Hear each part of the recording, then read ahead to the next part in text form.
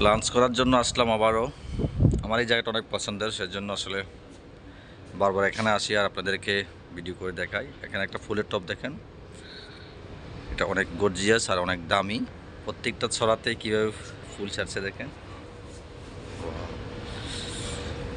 কী ভালো লাগতেছে জানেন, পাতার পাতার ফুল, ও অসম্ভব সুন্দর।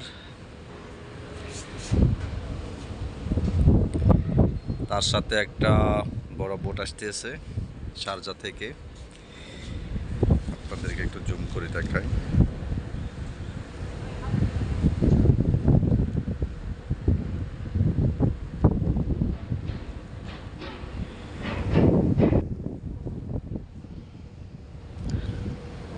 লাঞ্চ করার সময় যদি এরকম একটা দৃশ্য চোখের সামনে থাকে তালিকার খাওয়া লাগে। দেখেন সামনে বোট, সমুদ্রের হাওয়া, সমুদ্রের ঢেউ, সব কিছু মিলে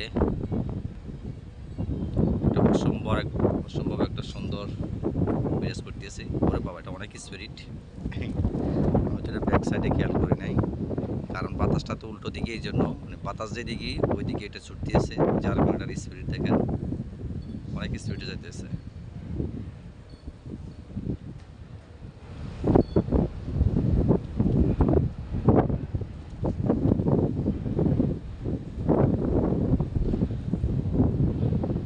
এখানে একটু ঠান্ডা বাতাস,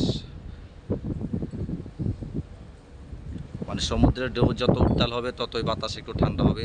সমুদ্রের ঢেউ নাই, একদম অনেক গরম, মানে সমুদ্রের সাইডটাতে বিশেষ করি